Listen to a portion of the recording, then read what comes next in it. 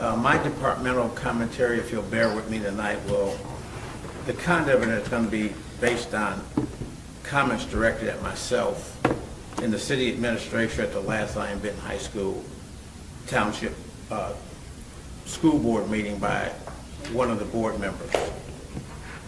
And I think the term that we were described as is sneaky, behind the scenes, and unprofessional. And I sat there and while you always try to listen to perspectives and criticisms from people to try to improve yourself, I felt that the comments were definitely unfounded, because the people I've worked with here in the last 9 years have been nothing but transparent to all of our residents. And the center of this comment was based on money that the city of Zion, not any of the other taxing bodies, was able to go to the state and get $15 million a year for the next 23 years. Now it's 22 years for our community. We lobbied the state on the behalf of our community in the generational problems related to the former nuclear plant on our shores. 8 years ago, 2016, Mayor Hill directed these efforts toward our federal government as part of the 1982 Nuclear Waste Act, that we're supposed to get $15 million a year for having spent fuel rods on our lakefront, preventing us from not being able to develop. While we continue to talk with the federal government about this issue, the city of Zion came up with another plan. ComEd, who placed those nuclear plant there, was going to get a bailout from the state. We went to our state reps, our city administrator wrote a letter and email to our state rep and our state senator and said, if ComEd is going to get a bailout, the city of Zion needs a bailout. And what our state reps did in Lake County, they went down to the states because of the relationships we built with them, and we're able to find another way to get money for our community. Money that is designed to lower property taxes. To lower property taxes. In city government, you don't hear that. It's not at all clear that we can fully mitigate the spent fuel rods buried here, so we focused on other generational burden borne by our citizens and businesses, alleviating the city's onerous and stifling property taxes. So you ask, what does property taxes look like? And some of you have gotten your tax bill. For the grandmother and seniors caring for children, that means not being able to afford medications, skipping meals in order to pay your property taxes. For the children of struggling homeowners, and some of them go to our schools, and I'm all pro-education, it means working extra jobs, taking on another layer of stress, if not dysfunction, on top of the modern problems that our world presents. All of which affects how these students perform in school, how they behave in our community. And for our businesses, it means less cash for expansion and job creation. Through the relentless focus and work of the City of Zion leaders and legislators, we won a meaningful battle, a very meaningful battle, when we announced this a couple years ago. The state agreed to send $15 million a year to our community for the next now 22 years as a form of economic mitigation related to the nuclear plant, as a form of property tax relief and economic development. My administration has been completely transparent about this process and where we feel that the money should go on for the best benefits for our residents. We've met with every taxing body in Zion on multiple occasions, including the superintendent of Zion Benton High School, Dr. Jesse Rodriguez, and the 3 interim superintendents of District 6 during regularly scheduled meetings.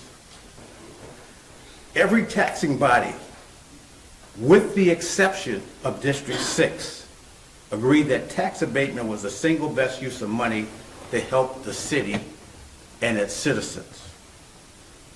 Again, to be clear, that means doing something that never happens in city government, lowering taxes.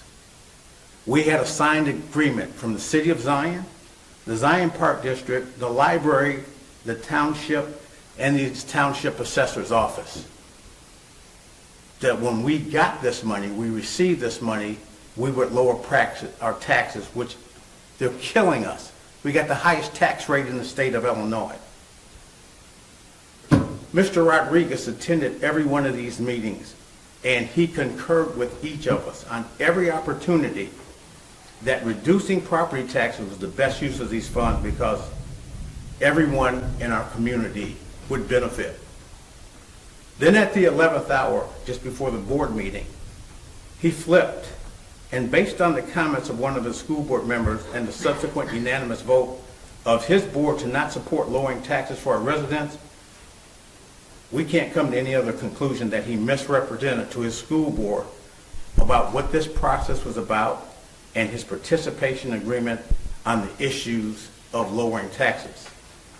Even though he had been at every meeting and continues to agree to use the money to lower taxes for our $25,000 in businesses, our residents and businesses, and even though the process had been completely transparent, Mr. Rodriguez decided that it was in the best interest of the school districts to shortchange our residents and not commit to lowering taxes for all of us.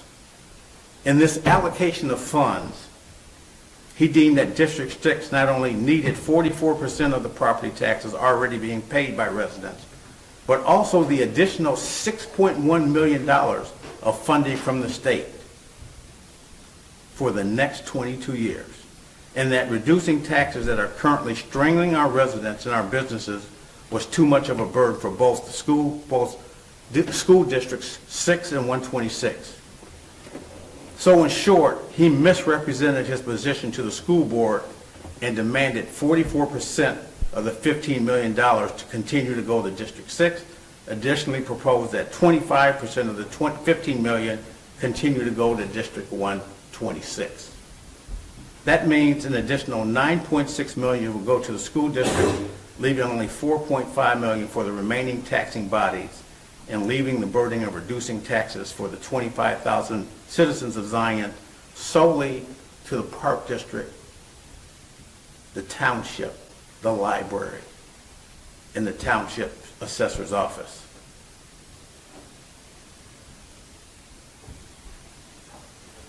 In addition to this, he would be absolving the school districts of any responsibility for their current financial strain put on our families.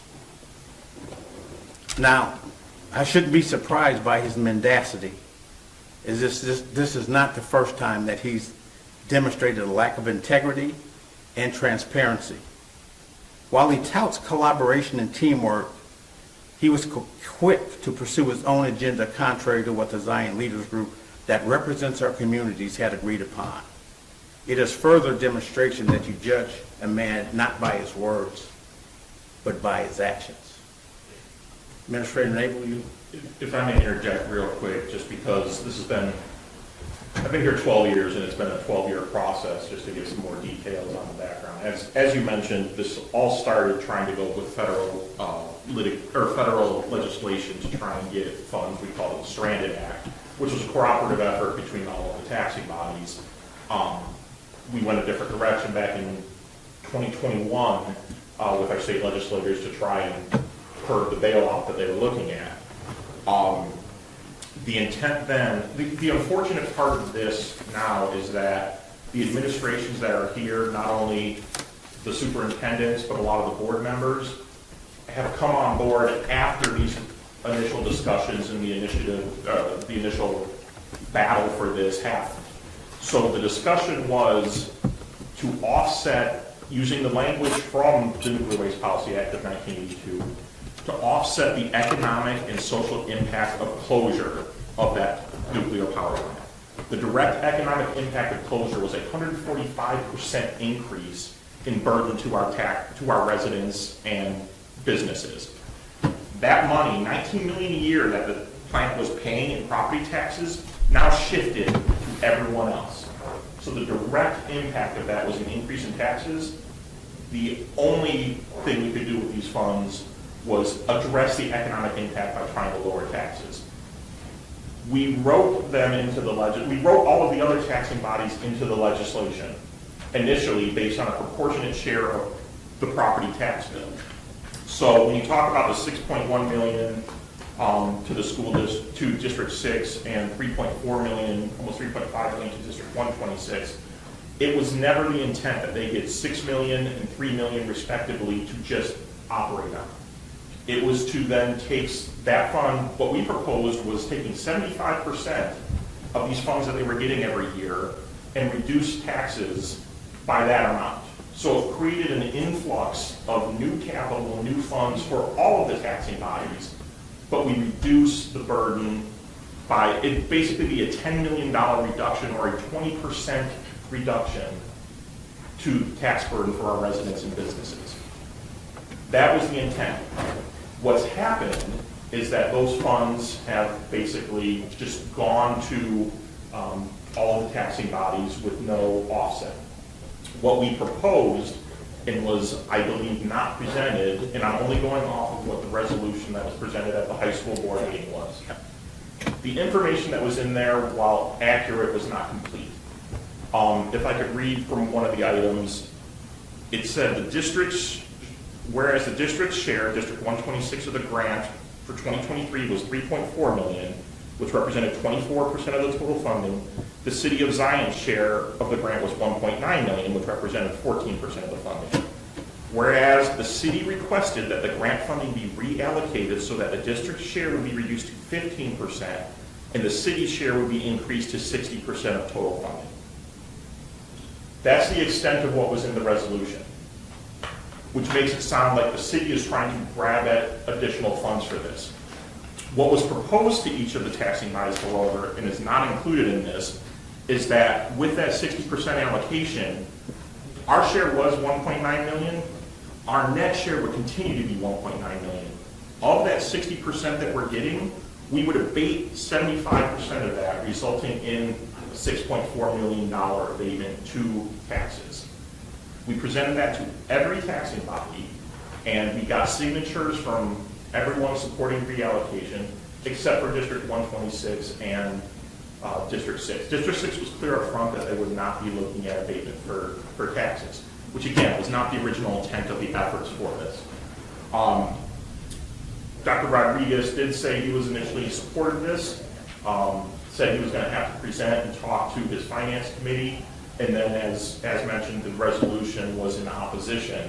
But I do feel that it was incomplete in telling the true and whole story of what the efforts are relating to this. It made it look like the city was going after a cash grab, when actually we were trying to not collect any more than everyone was already collecting, but get an abatement for taxes as promised, as intended. And that's what was voted in opposition, and then there were claims made that were just unfounded. Sorry to interrupt. No, that's okay. I think it speaks to what I was talking about, and what bothered me was the sentence and the accusation of the city has not been transparent. And we've been transparent with everything we've done. To hide something in a resolution and not include what was admitted, what was included in a conversation, that's deception. That's misrepresentation. That's gutless, that's cowardless, that's not good leadership. So we want to talk about a lack of transparency. Let's talk about some of the safety issues at the school. You might recall the shooting that took place after a basketball game. Waukegan High School played Zion. They've had a contentious relationship for years. Our police chief has asked the school system repeatedly, when there's a sporting event at our school, you have to let us know in advance so that we can assign the personnel to be there. You can't call us the last day and say, hey, we've got a game, can your officers show up? We've been understaffed for years. In this shooting that took place, there were bullets shot at people coming out of the game. Our residents and visitors, and that paints a bad picture of us. You want to talk about lack of transparency? When the police asked for the tape of the shooting, it was delayed because it prevented further investigation of being able to capture these people who created this heinous crime in our city. We've asked the school, police chief, expert on safety, why don't you put more parking cameras or lights in your parking lot? It's too dim. Why don't you put the flock cameras at the entrance of your school? So now if something happens, our flock cameras, the license plates readers, we can get these people. It's helped us solve all kind of crimes. And you want to talk about lack of transparency. There were a couple of bomb threats called into the school. Superintendent did not call the police department promptly. He wanted to handle it on his own. Everything's fine at the high school. Well, that's not the truth. Another group of students set off firecrackers in the bathroom, excuse me. I'm a little passionate about this, excuse me. This burns me up. Set off firecrackers in the bathroom, yelled shot fired, and that triggered responses from multi-agencies all across Lake County. And we were told by a charge of the designee of the superintendent not to show up. But yet, we take all of the heat when we were trying to keep our residents and our students safe. We got burned at the stake at a community meeting for our lack of inaction. These are the experts. Not a security director at the school that's given a security certificate. Our jobs in this city, and we've talked about this from the day I took over, was safety in this community, protecting our students and our residents. And you've got lack of transparency at the school about safety issues. I always say this, if you're going to criticize, look at my backyard for issues, take a look at yours before you start criticizing. Any issues that we've had in this city, I'll take responsibility for when we make a mistake. I've never shied away from that. When people have called me about a mistake we've made, I've owned it. So tell your superintendent to do the same thing. In the context of American school shootings in the 21st century, nothing is more important to our police department than keeping our students and our citizens safe. And yet, not only does Mr. Rodriguez seem more aligned with his own self-interest, but he continues to fight the city on other safety issues, especially flock cameras and lighting that would be added bonuses in the school parking lot. I'll say this, District 6 is not an empire of one. We've worked incredibly hard over the last 7 years to bring everybody out of their silos because our city cannot operate with each taxing body operating in a silo. We created that vision. That man right there, David Nabel, who has been here 13 years, we've been very transparent with everything that we've done within the city.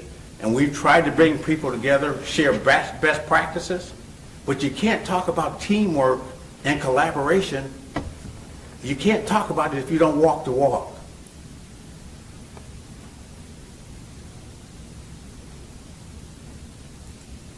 I respect education.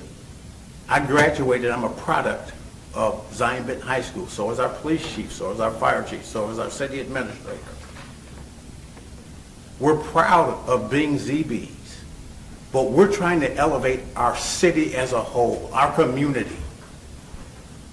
And when you're sitting on a board, you can't have a myopic view of what's just best for 2,500 students.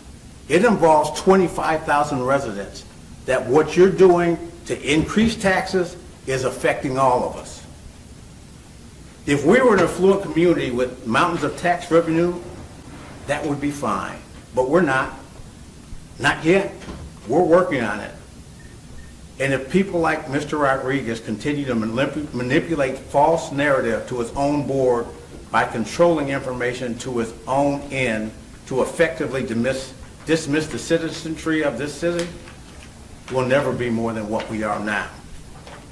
I can tell you this, the people sitting up here and working in the city, we're not going to let that happen. You talk about standing against education. I believe in education. Our District 6 has been one of the poorest performing districts in the state, on the verge of being taken back by the state. And I look at the nice buildings that are being built at Benton High School. It's great.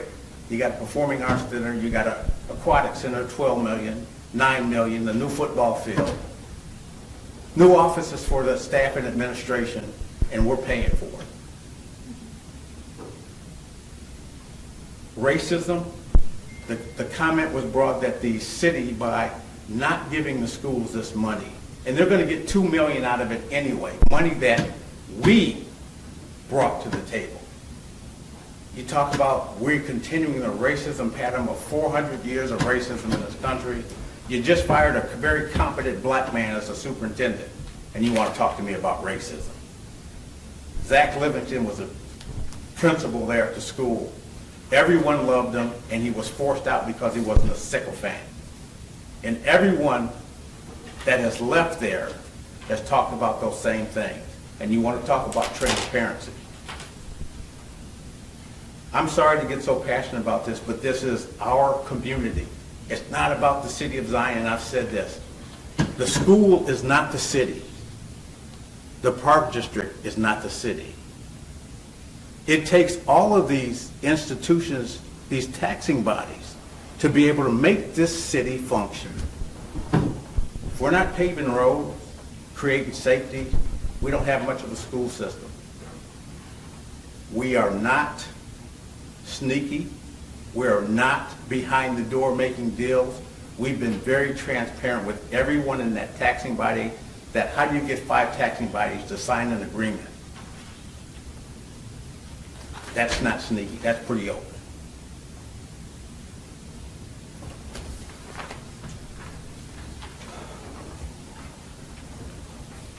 In any event, that's all I have to say about that this evening.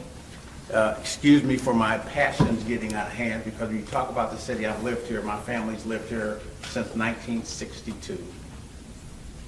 And we have people that come into this community that are here for short time. The superintendents that come in, they want to build buildings, and then they're on to their next job, and they're leaving us with the crushing debt that we have to face. They don't live in the community.